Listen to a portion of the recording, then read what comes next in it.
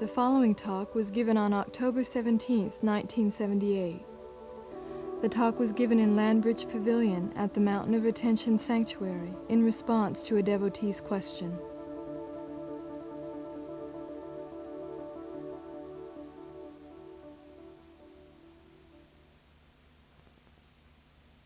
Spiritual master does not become God in the sense that you imagine he becomes God any more than you become God as a devotee in the way you imagine you will become God. The spiritual master speaks ecstatically about his oneness with the divine. It is ecstatic, self-transcending speech. He doesn't mean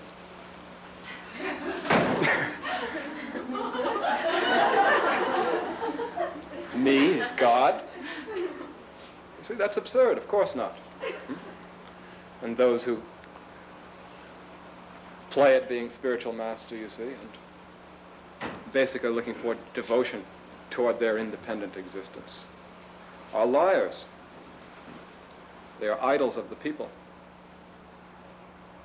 And you all suffer from this tendency to make me an idol rather than use me as the spiritual master, you see. So I have to remain aggressively ordinary in many ways. I have to do all the things that I must do to create your right association with me. Because it is also not true that to think of me as an ordinary man, just somebody speaking something about a way of life that you could live and realize God too, you see. That kind of association with me is not true either. The spiritual master is the instrument of God realization, the agency of devotees, by virtue of his sacrifice, by virtue of his transcendental realization. It has become obvious that God is present. And those who enter into right relationship with the spiritual master enjoy that realization by virtue of the work of God. The spiritual master is in his bodily and mental characteristics, his personal characteristics, you see, is just the play of that revelation to you, and an instrument, and an obstacle to the approach of Narcissus. So there are things you must transcend to surrender to the spiritual master, and those are exactly the things you must transcend to realize God. Whereas if the spiritual master simply made himself acceptable to your tendencies, you would not realize God by that association, but become more and more self-possessed and only cultically associated with the spiritual master, you see. So in some ways the spiritual master is ordinary in his body-mind, but he also is bodily, self-transcendent. Spiritual master is a paradox, a specific design in the midst of nature for the service of devotees. The spiritual master is himself served in that way by various instruments, and in his maturity he becomes that same form of service. And it is difficult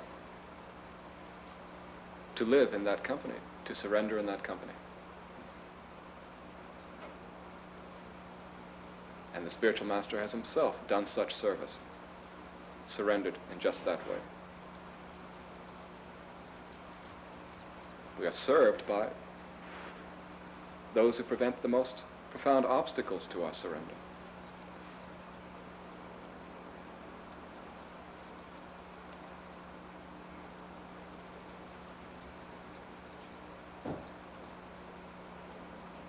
So the spiritual master is an instrument to help you overcome this petty understanding of what the spiritual master is supposed to be about. If the spiritual master has to become wholly acceptable to you before you will surrender, you will never surrender. Because the spiritual master is there to offend the very thing that must be dissolved. If you're busy being offended, you see, you will not give it up.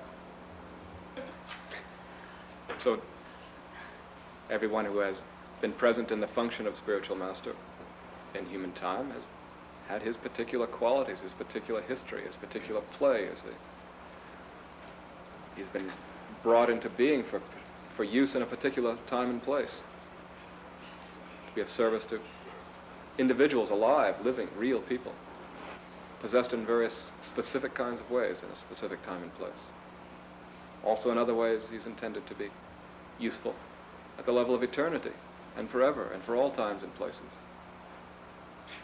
But having been drawn to the teacher by various of his qualities, including his teaching,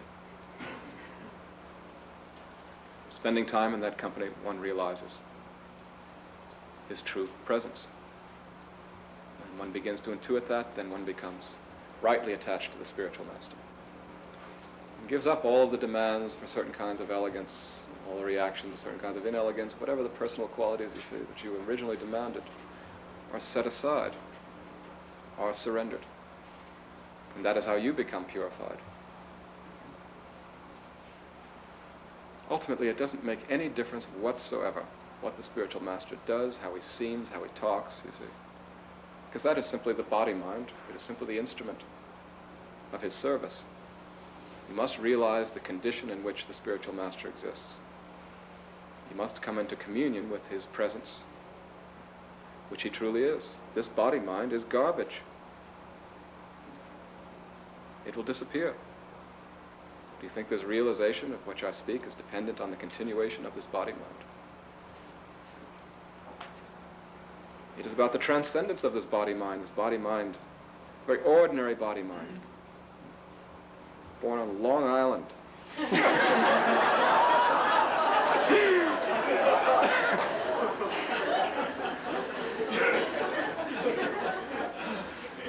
Not a prince, not a poor person, not brought up in a traditional society, just an ordinary Long Island punk, you see.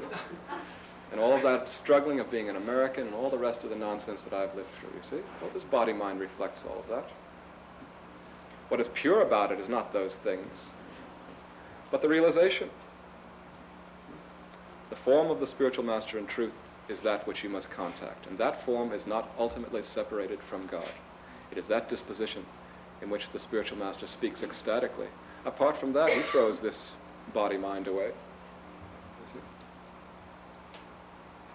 As you must.